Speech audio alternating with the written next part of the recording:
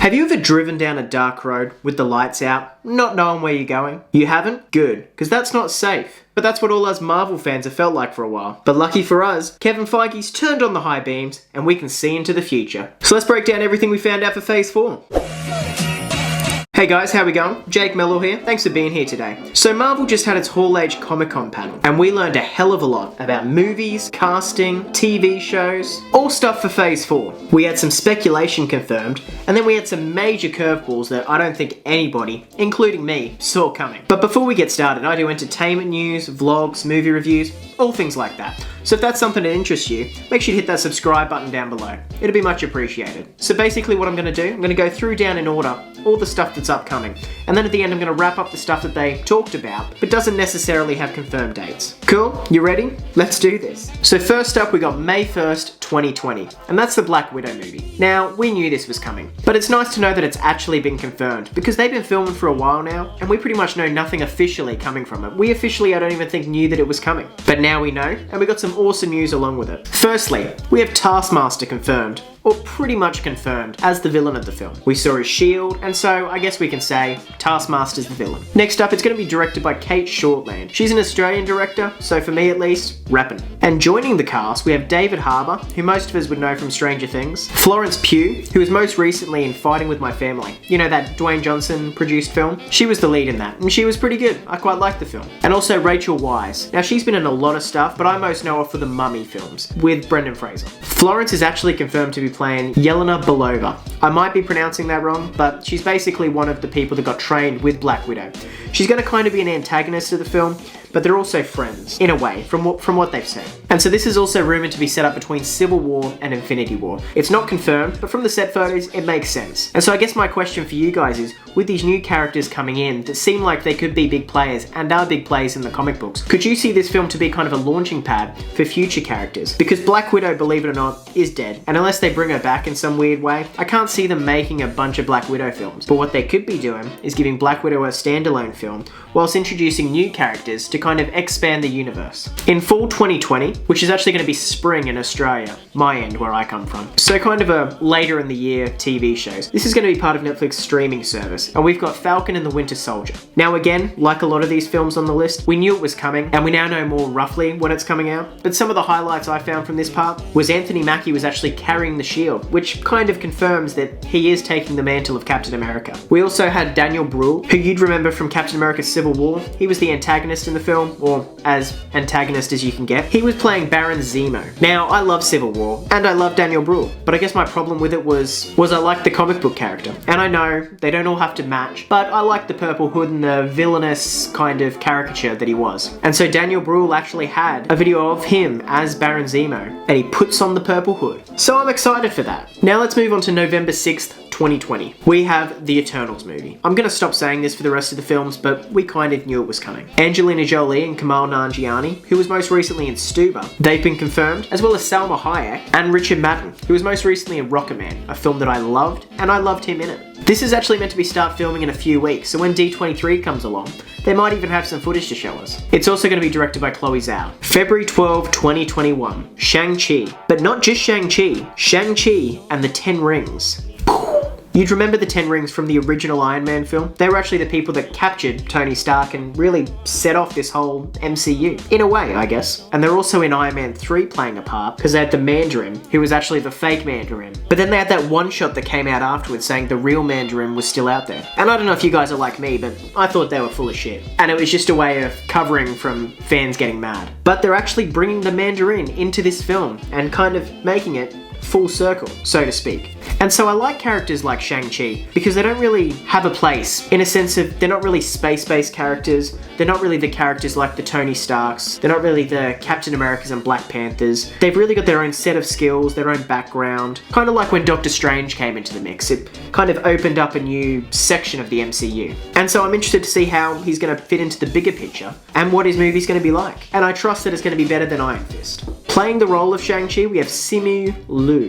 probably getting that wrong, but I'm trying, guys. And playing the Mandarin, we have Tony Leung. Again, sorry. We also know Awkwafina's cast in the role, as well as the director taking the helm, Destin Daniel Cretton. So we'll see what's to come of that. Around April 2021, so again for most of the streaming services, they haven't announced proper dates, and so they're either announced for the fall or the spring, but for me at least, that's the opposite of what the people in the States and the Northern Hemisphere will have. So I'm just kind of going the rough dates. Anyway, we have WandaVision coming out, which again, like all the TV shows, are going to be on this new Disney streaming service. And so apparently, it's going to tie in directly with Doctor Strange, which they really did push in this Marvel panel, that all the TV shows aren't going to be like the Netflix shows or the ABC's Agents of S.H.I.E.L.D. They really are going to be like extended movies that really do take place in the MCU. And to say that WandaVision is going to tie directly into a big MCU film, which we're going to talk about in a second, that's really cool. And basically what I'm saying is, take my money. You're gonna have to take my money, because I will be watching all of these streaming shows like you guys will. And I was gonna say that this isn't a paid sponsorship video, but for the Disney streaming service, you ain't gonna need any sponsorship. We're gonna get on board regardless. It's also been confirmed that it's gonna star Monica Rambeau, but not the little kid. Because they're grown up, it's gonna be the grown-up Monica Rambeau. And it's also gonna take place directly after Endgame. So they didn't really say how Vision's gonna come back, but if this ties in with the Doctor Strange movie, which again, I'm about to get to, then maybe the multiverse is gonna have a play in it. Which gets us into Doctor Strange. May 7th, 2021. Doctor Strange in the Multiverse of Madness. That name alone is awesome. This movie is actually my second most anticipated of this whole list that they've brought out with official confirmed dates. Because I loved the first Doctor Strange film. It was like a weird, psychedelic, trippy ass movie. It was a wild ride. And so I do wonder, and yes, pun intended, how Wanda is going to fit into this film and how the show's going to tie into it. But if you know much about Scarlet Witch in the comics, her powers have really been dulled down in the MCU. She can do multiverse level shaping stuff.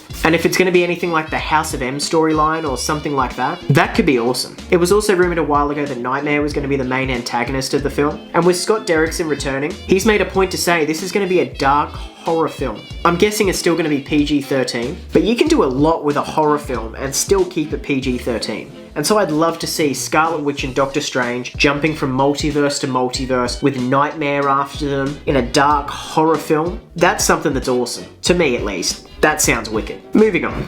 Next up, we have the Loki series. Now, what's weird about this is this isn't coming out until 2021, specifically around April 2021. And so why it's weird is they've already started filming the Loki series. And I'm not sure if this is coming out later than the films that haven't started filming because there's so much CGI and post to do with it, or if they just went, hey, it fits better in the timeline if we have it to come out here. Because as I said, if the streaming shows are fitting in with the MCU, it might just have something to do with the timeline, and they needed certain TV shows to come out earlier. I don't know. And so we didn't learn much about this, but what we do know is that it's going to take place immediately after Endgame. So this is going to be the Loki that was in Endgame, and not the Loki that's died or a different dimension Loki. And so what's interesting about this is this Loki is the Loki from Avengers. So he hasn't had Thor the Dark World, he hasn't had Ragnarok, he hasn't had Infinity War to grow as a character, and as you saw in the later films, he kind of softened up and became more of an anti-hero and more mischievous rather than dead set evil. So we could be seeing more of an evil, guilty Loki. Like a Loki that hasn't accepted a lot of things about his life, and he's more of a twisted character.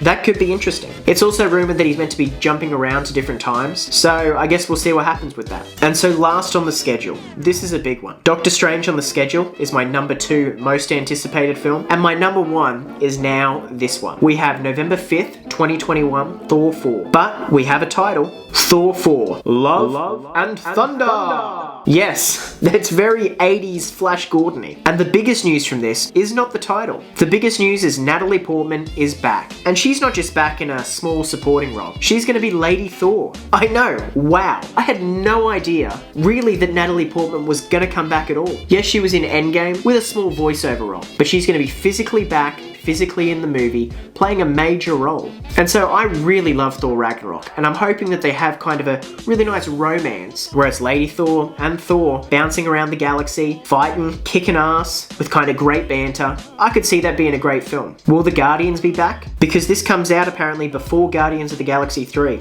and last we saw, Thor was with them. Hey, I don't know. Will this be launching Natalie Portman as more of a prominent Thor, and Chris Hemsworth as Thor, hanging up the mantle, and this is kind of a transition film?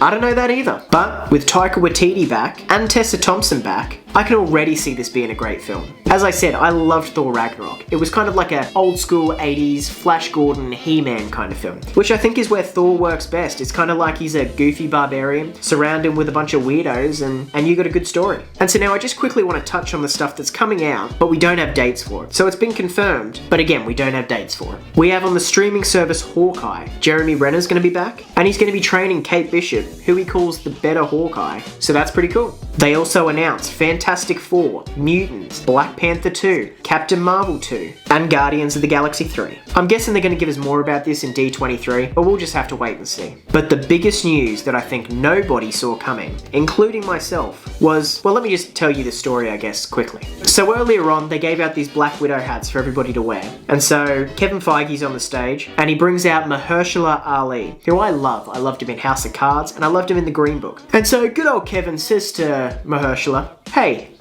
you might have a hat that you want to wear. And I'm probably paraphrasing because I've just read this. And he puts on the hat, and it's a Blade hat. Then the lights drop, the logo comes up, Blade. And that's the end of the panel. Boom. Mic dropped by Feige. Now, I don't know who's going to be cast in it, obviously apart from Mahershala Ali. I don't know when it's coming out. I don't know if it's going to be a streaming show, if it's going to be a movie, if it's going to be R-rated, if it's going to be PG-13. I don't know. I'm just excited for that little bit of news. And so there was no Spider-Man news, there was no Deadpool news, but you got to remember, this is only 2 years worth of movies and TV shows. Last time when they did a Phase 3 announcement, they did 5 years, and think about how quickly that happened. So I'm sure very shortly they're going to announce the rest of the phase, and we're going to have Fantastic Four, we're going to have Mutants, we're going to have Black Panther, all that stuff that I mentioned before. It's going to come sooner than you think. And so that's all the Marvel Hall Age Comic-Con news I've got for you guys. I probably missed some things here and there, but what I want to hear from you guys, comment down below. Anything you want. Comment things you like, the things that surprise you, what you're excited for, what you'd wish you'd seen. Let me know down below. The next episode of my series I call What the Net, that comes out tomorrow afternoon, so stay tuned for that. If you haven't, check out last week's episode. It was pretty cool. I'm not gonna lie, I enjoy watching my own stuff. So go check it out, I'll link it below. And if you like this content and you want to see more, smash that subscribe button down below, ring the bell, and give us an old thumbs up. Be much appreciated. Thank you so much guys for watching, and whatever your passion is, work hard and be lucky.